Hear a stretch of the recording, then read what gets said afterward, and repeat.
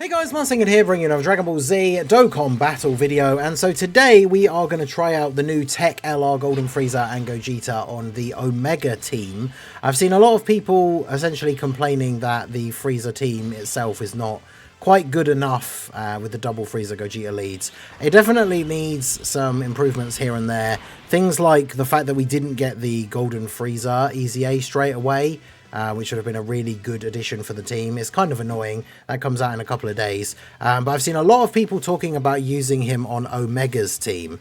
Now, interestingly enough, obviously Omega, his leader skill, as we can see here, is Inhuman Deeds, Power Absorption, or GT bosses. And this unit is on Inhuman Deeds. However, the unit obviously is not on Shadow Dragon Saga, Worldwide Chaos, or Battle of Fate. So we do not get the full 220% leader skill from the Omega. So it's only going to be the 200% HP, 170 to attack and defense, which means we won't necessarily see as higher numbers as we are used to in some aspects. But you also have to remember that Omega, as part of his passive, as long as we're picking up the Rainbow Orb every turn, he's giving Extreme Class allies an extra 70% defense. And once we have both Omegas, like, on both rotations, each getting their Rainbow Orb every turn, it means all of our extreme characters are getting 140% extra defense, because it is for 2 turns, right? So we're going to see how we get on here. We can start off, we can get, full key here for you, and then we want to try and make sure we leave some orbs for Sin. There you go, perfect. So yeah, we'll see how we go here. We obviously want to get Frieza built up a little bit straight away, so that he can then provide a strong defensive base for the team. 13 million after taking 1 hit. That's not too bad. Mine is slowly getting there with the links. I'm at like 6s and 7s for the most part. I mentioned this in the previous, like when I did the 55% showcase. Frieza gets a ton of attack from his links. So being like link level 1 or like not having a lot of links active, he's not going to be hitting anywhere near as hard as when you start getting those links leveled up, and a lot of them are giving like 15 or even 20% attack. Linked up with the AGL Golden Frieza, once he finally does get his EZA, he gets like 70% extra attack from links. So that's obviously going to be very, very good. So the Shadow Dragon boss rush, I quite like this because it's quite a lengthy stage. The only downside being obviously the early couple of phases are, pretty straightforward, like pretty weak. But we'll go ahead and see what we can do here. We'll grab these for you. We'll get to see Frieza's defense at the start of the next turn, like with one of the Omega buffs in play, because we've got the buff active now from the Omega on this turn. Of course, the bosses in this also do often stun or seal and super attack in slot 1 quite a lot, which is kind of annoying, but it means we can get Frieza built up pretty quickly. Obviously, because we're running a team full of extreme units, we aren't going to be able to reversible exchange into Gogeta straight away here. But, I mean, with the way this team is going to play out, we probably won't ever exchange into Gogeta. And we'll just be keeping, like, the Frieza out for defensive purposes, and then obviously using his active skill at some point. But I mean, I guess it depends, right? Because the Gogeta part of the card can really put out some crazy damage compared to Frieza. But with Omega's team, we've already got a ton of units on this team that are putting out a boatload of damage. So it doesn't really matter too much if Frieza isn't, right? So yeah, of course, this guy absorbing all the Ki Blast supers here. So we've got a couple of attacks in slot 1. So we can see now Frieza's starting the turn at like 400k defense. And bear in mind that he has, what, 70% damage reduction? And he still has guard for the first few turns as well. Whenever guard's activated, he gets 20% defense up to 100. And he's been hit, what, 3 times? So he still can get another 40% on top of that. So we'll go ahead and let him get hit first here. Then, of course, bear in mind, so we're at, what, 392? And then we pick up the orbs for Omega. And then that puts us up to 458. So 458k defense with guard and 70% damage reduction is pretty good, even here for the early points when, like, he's not fully built up yet, right? Because just pick a number at random, like 5 million minus 70%, 1.5. So with guard, that would slice that down a little bit. So, I mean, from a 5 million damage super, he would still take damage here, but we would survive the turn, potentially, with 850,000 as our maximum HP. So, and that's him not fully built up either. So, and of course he does get defense when he attacks. So getting slot 1 supered is the worst case scenario for him, but obviously against this guy in these stages where the fights aren't super hard right from turn 1, he's going to be fine. But then that's where the bonus comes in with the fact that you can use his active skill straight away. And this is one of the things that we were talking about on the podcast last night. Shout out to the Slot 1 Super Podcast, Minato Vilify as well, of course. Like, on this Omega team, because everybody else has these crazy active skills and like abilities that they can use, you could get away with just using Frieza's active skill on turn 1, letting him like tank all the hits on the first turn, get fully built up, and then everybody else on the team is just going to be able to go crazy with their abilities as well anyway. Now obviously if we want to see higher numbers from some of these guys, we could use the active skill for Omega, but obviously that does mean that we get we buff all of the enemies as well, which I mean I suppose it doesn't really matter because the team is super strong, and I kind of do want to see like the attack numbers go up a little bit, so I'm going to go ahead and use it even though we will be buffing the enemies as well as our team, but our team will be strong enough that we can handle it. So we'll go ahead and do this. We'll get our orbs for Sin, and then grab these for AGL Rose at the end. Because normally I'm used to running Omega's team with running like Omega and Sin as one rotation, and then Omega and STR Rose as the other rotation. So by having Frieza on the team and having him as a main rotation defensive unit, that does mean that Rose kind of gets relegated to being a floating unit. Maybe I should just keep him on rotation with the other Omega instead of Sin. I mean, they link better, obviously, the Omega and Sin, and Tech Sin is really good, but I do like Rose a little bit more. I don't really want both the Roses floating, because the turn where they're able to link up is obviously a massive boost for, well, both of them. I was going to say for the STR Rose, but it is for both of them, really. The only downside for Frieza on the team, really, is that he doesn't have big bad bosses.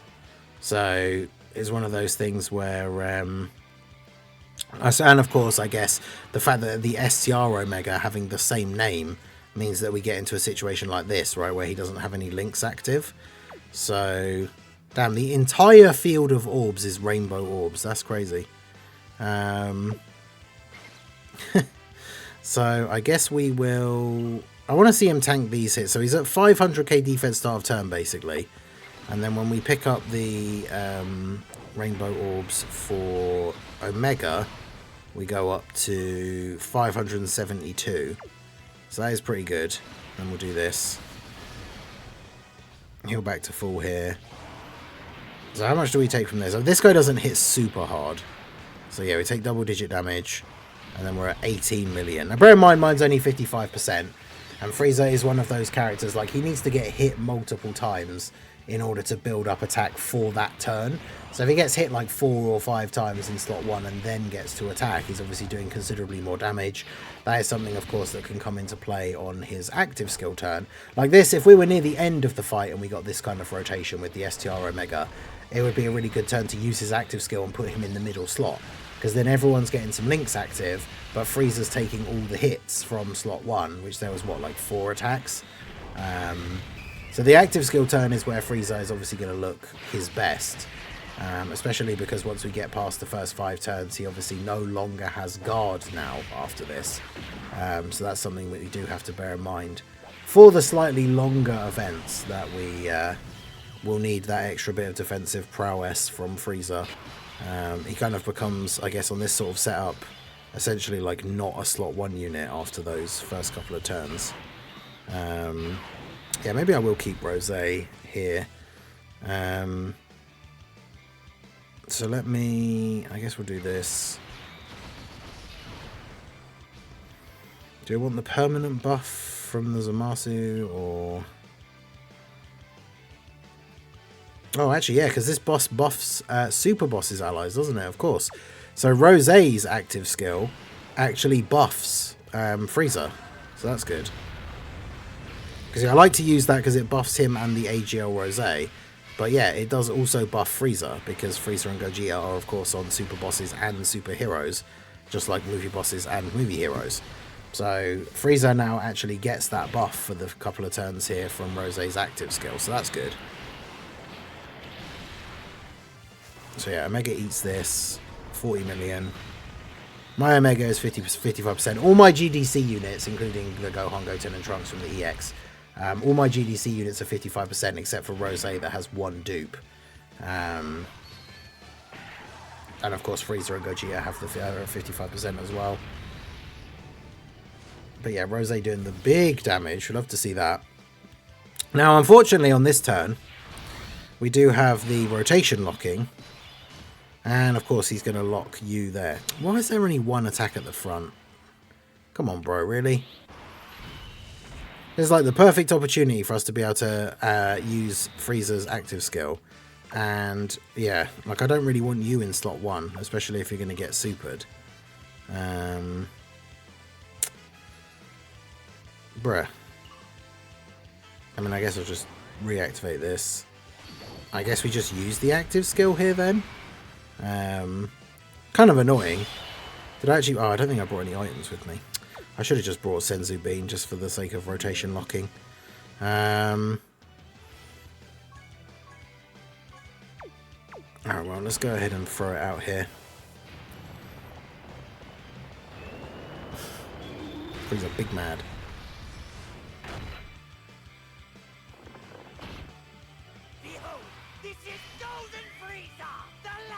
Well, it's a pretty cool active skill. So yeah, Frieza's active skill. So he was at what, like 600 odd K start of turn? He's now at 2.7 million. Because he gets 400% extra defense, key 24, all attacks directed towards him. He's still got, even though he doesn't have guard anymore, he still has 70% damage reduction. So bear in mind that on this turn, like, he's not really going to take damage from much, like many things, right? Like a 10 million damage super, after you take off 70% is like 3 million. So he's going to take, he would take what, like 30k? From a, well actually it'll be 300k I suppose if he's at 2.7. 300k from a 10 million damage super attack on this turn. So let's go ahead and do this. And bear in mind, of course, actually, when we pick up the Rainbow Orb for Omega, which we won't get to see the effect because he's in the last slot. But when we pick up the Rainbow Orb for Omega, then obviously Frieza's defense is going to go up by even more. So yeah, he's very close to 3 million defense. So on this turn, he's tanking anything, basically. So yeah, just eats that from Ice Shenron. Rose can get an attack off here. And then, yeah, unfortunately, though, Frieza only getting hit once. Like, again, RNG can sometimes be the downfall of these kind of characters like Beast Gohan and stuff like that, where they really need to get hit first before they attack. Because if there was multiple attacks, even if it was after Rose got to attack, right? Like, there were multiple attacks before Frieza's turn, then obviously he would get hit multiple times and be able to get a really big, like, attack buff for this turn in particular. But, of course, typically, we get a situation where he's only getting hit once. If we weren't locked, or if, like, ideally he'd locked Frieza in the middle, and then I could have just put Omega in slot 1 and not used Frieza's active skill. But unfortunately, that was not the case, so we have to adapt and overcome. So I'll have to put STR Rose in slot 1, I guess, on the next turn. Because, although I suppose it depends. Oh yeah, so you're going to be locked, aren't you? Might actually just be dead. Because Omega does have damage reduction, but like if he gets supered in slot 1 here, it's probably GG. Which is a little bit annoying. Because yeah, Frieza, I definitely like this idea for a team build. Like I said, we talked about it on the podcast. I hadn't really used Frieza and Gogeta much outside of just using their own team. Of course he did. We could have survived another normal, but he disables dodge, which is super annoying. Man, rotation locking yet again proving to be the worst mechanic in the game. But yeah, this is an interesting team build for Omega and Frieza. The problem I find with the content at the moment is that I actually tried using this team build. The reason why I didn't do this for this video, I tried using this team build to do the special battle Rose and Zamasu, and just won in like 2 turns or like 3 turns. So it was way too short. Like Frieza barely even did anything. I'm not sure if he was on even on the first turn. So he got to be on the rotation for like 1 turn. And so one of the big problems that I'm finding, like you can see here, right? This is the team I last beat the event with. I mean, we can jump back in here quickly. The problem I find with some of these events, Omega's team is so crazy in terms of like the damage output and everything that like the events, some of the events are too short. And so trying to do the ones like the Shadow Dragon Saga boss rush, because it's longer, you then run into all those annoying things like bosses stunning your slot 1 units, rotation locking. I mean, this event has rotation locking as well, but it can be a lot easier to manage because it is shorter. But yeah, this one, like, I had one try at this and it was over so quickly that I thought, for the sake of like the actual video, it's like, oh well, that's way too short, like I can't do that.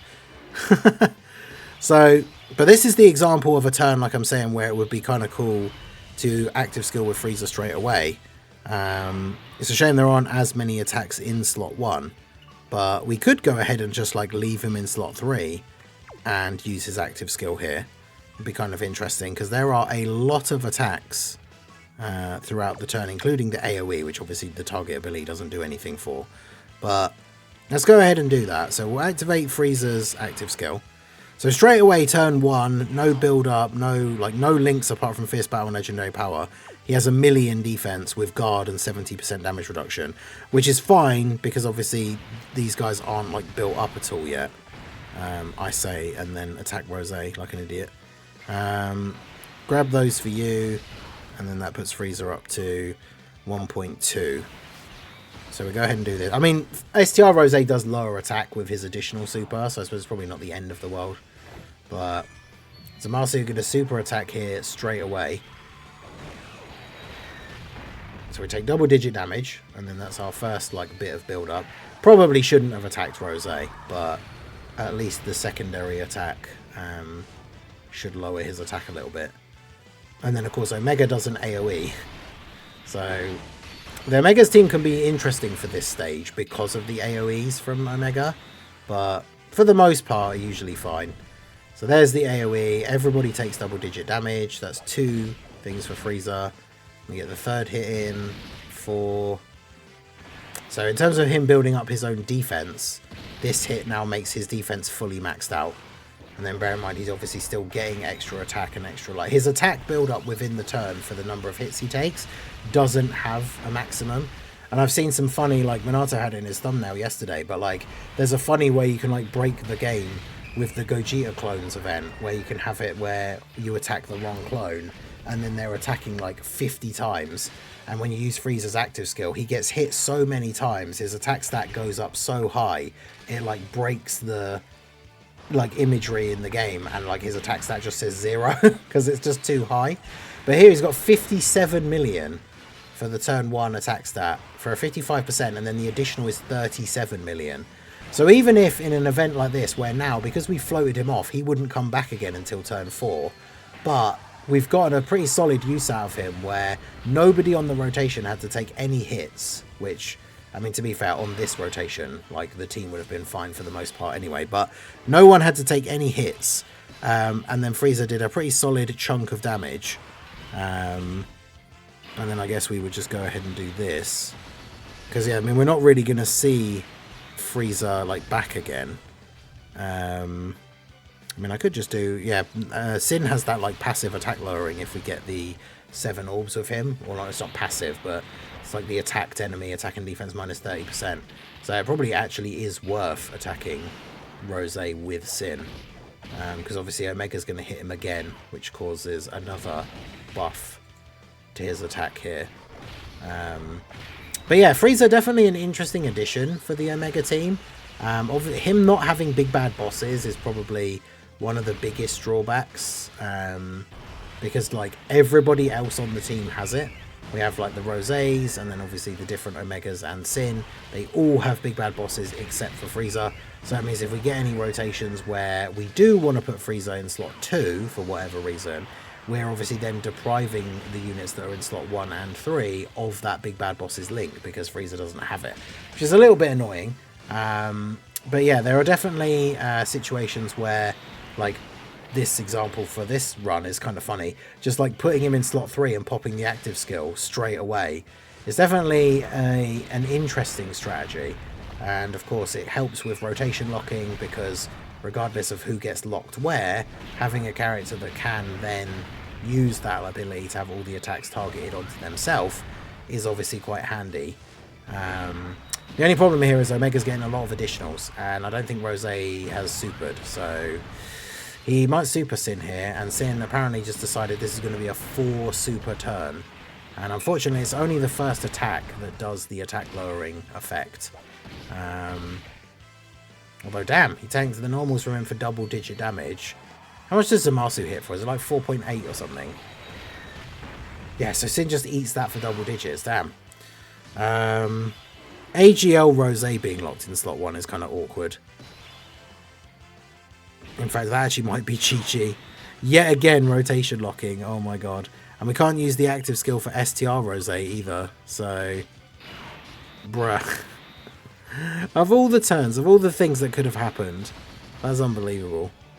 But yeah, that just goes to show rotation locking. Teams can be as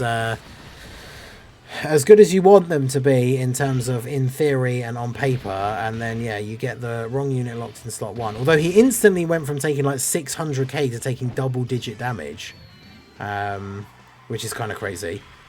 I'm not sure how I feel tank this, but damn. All right, AGL Rose showing out that 600k to double-digit damage from getting that first hit to get that extra bit of damage reduction. That's actually kind of crazy.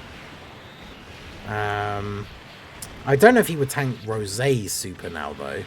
But as long as Rose doesn't super him, then I think we're actually probably kind of good. Damn, I'm super impressed with AGL Rose in that slot. That's unbelievable. I really thought we were done in by the rotation locking there. But hey, you love to see it. Zamasu is gone, so we can do some more damage to Rose, get the attack lowering. Actually, no, he isn't. Wait, did I? Oh, I moved the attack targeting over to STR Rose because I knew his additional would get the attack lower. But then Omega does an AoE and kills Zamasu anyway. So, I mean, yeah, that worked out pretty well. And then we will get Frieza back, actually, on the next rotation. But I wonder what kind of... He's going to be fully built up because of the active skill turn. He still has guard because it's within the first 5 turns. So, and of course there's no attacks in slot 1. Because why would there be, right? I mean, I guess just for the sake of, like, for science, I guess we just attack. Let's see what Frieza would actually tank here for. Because he's got 572k defense, he's got guard still, and the 70% damage reduction. He's obviously not going to hit very hard because, yeah, he didn't get hit first at all this turn. So imagine the first turn where we used his active skill and got hit all those times, he did like 50 odd million. And then this turn where he doesn't get hit first at all, his super attack is 6 million, which is quite a considerable difference. But then, yeah, we tank the normals. So as long as Rose doesn't super Frieza here, there you go. And then that's going to be GG. So again, like, the Omega team can get through these shorter events really, really quickly, but it just kind of doesn't really give you an opportunity to see, like, what Frieza can do, which is why we started off trying out the Shadow Dragon boss rush. Obviously, in really, really long events, like, Frieza won't be super good, but yeah, that worked out quite nicely with this team, and STR Omega comes in here just to clean up the last little bit of HP from Rose, and then we win. So yeah, let me know what you guys think down below in the comment section. I definitely think using Frieza on this Omega team is pretty fun. I can see his weaknesses though, especially at 55% when it comes to relying on him to be a slot 1 tank. Obviously when he gets more dupes, and then I guess you would give him dodge, although that kind of then directly nerfs his ability to get hit and then do more damage. So I'm not sure about this guy. I really, really like the Gogeta part of his card on a super class team, which I will do as a separate video as well. But yeah, I think he's pretty fun on the Omega team. Let me know what you guys think down below in the comment section. So that is going to be it for the video, guys. This has been the Master Ningen. Smash that like button, subscribe to the channel if you are new. Check out the links down below, and I will see you all again soon. Have a good one.